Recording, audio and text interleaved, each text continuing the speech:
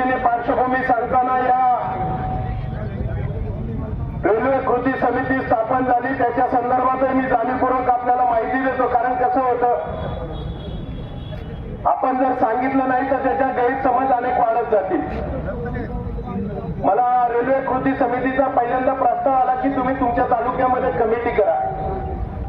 बाबाजी, मी त्यावेळेस त्यांना स्पष्ट सांगितलं, मी एक पक्षाचं नेतृत्व मानणारा कार्यकर्ता आहे आणि सम पातळीत न्याय द्यायचा असेल तर पक्षाचा प्रतिनिधी त्याच्यामध्ये नको.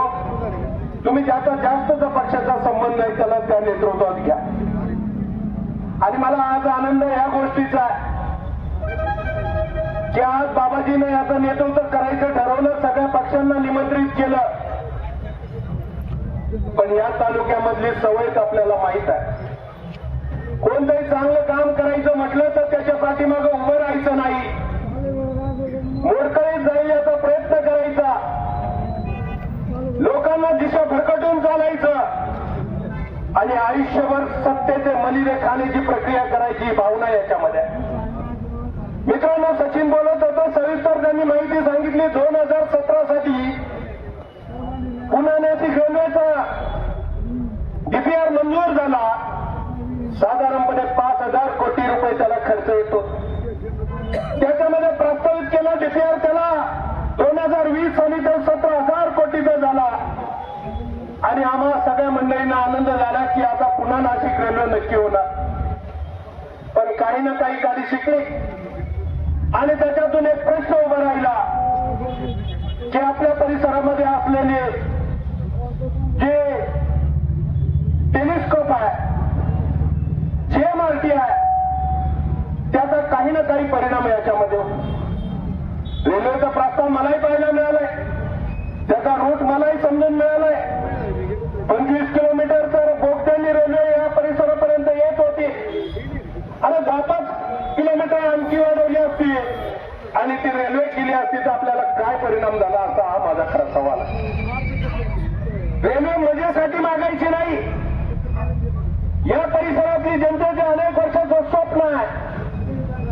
चाकण परिसरातली MIDC आहे, मंचर शहरासारखे दुर्लक्षित असणारा आंबेगाव तालुका आणि या आंबेगाव तालुक्यातून नारंगाव मार्गे संगमनेर पासून जाणाऱ्या प्रत्येक माणसाला असं वाटतंय कधीतरी आम्हाला रेल्वेने प्रवास करायला मिळावा आणि शेतीत तयार होणारा ही कच्चा माल गतीने बाजारपेठेमध्ये पोहोचवण्याचं स्वप्न साकार होण्याची प्रक्रिया त्याच्या माध्यमातून मागतोय. पण या परिसरातल्या लोकप्रतिनिधीला जी अनास्था निर्माण झालेली आहे ती अनास्था जर तुम्ही पाहिली तर प्रत्येक माणसाच्या मनामध्ये आहे पण बोलू शकत नाही. तुम्हाला जेव्हा रेल्वेचा डीपीआर मंजूर होत होता आणि नवीन रेल्वेचा प्रस्तावित होत होती, नवीन रूट तयार होत होता, साधं सुद्धा तुम्हाला या लोकप्रतिनिधी म्हणून या तालुक्याला माहीत नाही, तालुक्यातल्या लोकप्रतिनिधीला माहीत नाही का, हा माझा सवाल आहे. या तालुक्यातल्या लोकसभेच्या लोकप्रतिनिधीला माहीत आहे की नाही, हा माझा सवाल आहे.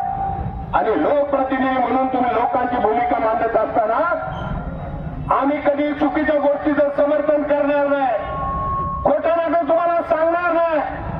पण जेव्हा जेव्हा असा प्रसंग येतो तेव्हा तुम्हाला सगळी परिस्थिती माहिती असताना सुद्धा तुम्ही गप्प का बसले, हा माझा खरा सवाल आहे. मग जर कदाचित सामान्य कार्यकर्त्यांनी हा प्रश्न उभा केला तर तुम्हाला त्याच्यात राजकारण वाटू लागतं. आंदोलनाने प्रश्न सुटत नाहीत हे वारंवार सांगण्यामध्ये या तालुक्यातली दिशाभूल करण्याचं काम लोकप्रतिनिधी करतायत. अरे मग मी बाबांना तुम्हाला माझा सवाल विचारतोय, अरे बिबट्याचं आंदोलन या तालुक्यातली जनतेने केलं, त्याचा काही ना काही निर्णय झाला की नाही? बिबटे आज परिसरामध्ये कमी झालेत की नाही? लोकांना त्याचा न्याय मिळतोय की नाही? रात्रीच्या शेतीवर पाणी भरतायत की नाही? कांद्याचं आंदोलन केलं, कांद्यामध्ये असणाऱ्या भावामध्ये काही ना काही बदल झालाय की नाही? दुधाचं आंदोलन होत आहे, दूध बेसायचा एवढा मोठा प्रश्न उभा राहतोय. अनेक आरोपी त्याच्यामध्ये भेसळयुक्त दुधामध्ये पाप करतायत, अनेक मोठे मोठे लोक त्याच्यामध्ये गुंतलेले आहेत. आणि त्याच्या संदर्भात आपली भूमिका मांडण्याऐवजी पळकुटेपणानं काम करायचं आणि या विरोधी पक्षाचे लोक त्याच्यात राजकारण करायचं असं तुम्ही वारंवार सांगताय. अरे लोकप्रतिनिधी खरं लोकप्रतिनिधी म्हणून जर तुम्हाला खरं या तालुक्यातल्या जनतेची कळकळ असेल तर तुम्ही या भीमाशंकराची शपथ घेऊन सांगा की रेल्वेतलं तुम्हाला काही माहित नाही, दुधातलं तुम्हाला काही माहित नाही, बिबट्यातलं तुम्हाला काही माहित नाही, कांद्यातलं तुम्हाला काही माहित नाही. मग नक्की तुम्हाला काहीच माहित आहे हे जरा लोकांना कळू द्या. माझा आपल्या सगळ्या मंडळींना सवाल आहे. मित्रांनो, हे आंदोलन जेव्हा उभं राहतं आमच्याकडून अपेक्षा लोक म्हणतील हीच चेहरे सातत्यानं पुढे का दिसत आहेत. त्याला कारण आहे मुळात हे चेहरे करायला काही सत्ताधारी पक्ष म्हणून किंवा या तालुक्यामधले दीर्घकाळ असणारे लोकप्रतिनिधी म्हणून लोकांमध्ये जो दबाव क्रिएट केलेला आहे हे इथं या परिसरामध्ये एखादं काही घडलं तर ते मीच केलं सांगण्याची जी पद्धत या तालुक्यामध्ये आहे, हे जे घडवायचं आहे ते कदाचित दुसऱ्यानं काही केलं आणि त्यांच्या नावावर गेलं तर खूप मोठं पाप होईल आणि या तालुक्याचा इतिहास पुसून जाईल अशी भावना आहे. माझं असं म्हणणं, तुम्ही सगळं आलेलं सगळ्या कामाचं क्रेडिट घ्या. आम्ही म्हणणार नाही तुम्ही काम करत नाही, पण लोकांच्या प्रश्नामध्ये बदलण्याचं काम का करता हा आमचा खरा प्रश्न आहे. आणि जी भावना आहे मी मागच्या वेळेस स्पष्टपणाने सांगितलं, जा शेजारच्या तालुक्याला, शेजारच्या तालुक्यामध्ये तुम्ही आमदार नाही म्हणून तिथली प्रगती झाली नाही का? जा खेड तालुक्याला, खेड तालुक्यामध्ये तुम्ही आमदार नाही म्हणून तिथली प्रगती थांबली आहे का?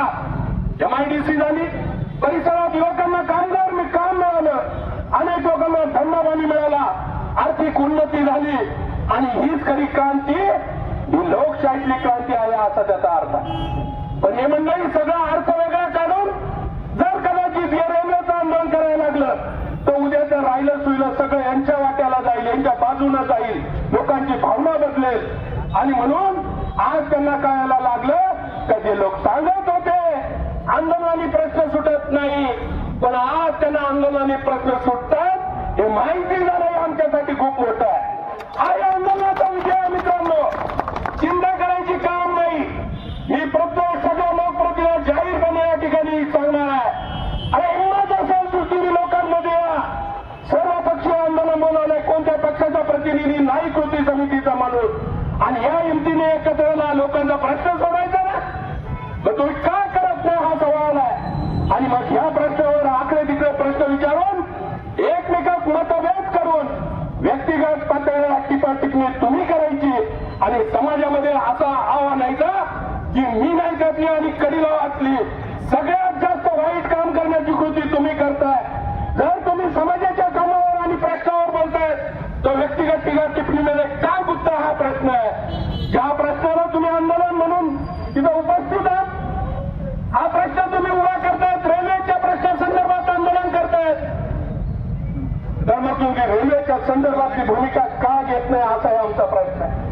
पण या तालुक्यात सवय लागलेली आहे, जर एखादा प्रश्न जिवंत होत चालला तर त्या प्रश्नामध्ये कसं गर्भगळीत होईल, त्याचं गांभीर्य कमी होईल, याच्यासाठी या मंडळीचा प्रयत्न आहे. पण मित्रांनो, तुम्हाला अनेक वर्ष आपण घालवली आहेत आपल्या आयुष्यातली. या तालुक्यामधली ठेवण अत्यंत उत्तम प्रकारची आहे. आजही लोकांच्या मनामध्ये जी भावना जागृत आहे की माझे प्रश्न का सुटत नाही, माझा प्रश्न का सुटत नाही, त्या भावनेशी लोक प्रयत्न करतायत. आणि म्हणून मला या निमित्तानं आपल्या सगळ्या मंडळींना जाहीर करायचं आहे, चिंता करू नका. या तालुक्यातला माणूस जरी समोर आला नाही तर त्यांना इथून पुढच्या कालामध्ये करारी जबाब दिल्याशिवाय थांबणार नाही, ही वस्तुस्थिती आहे.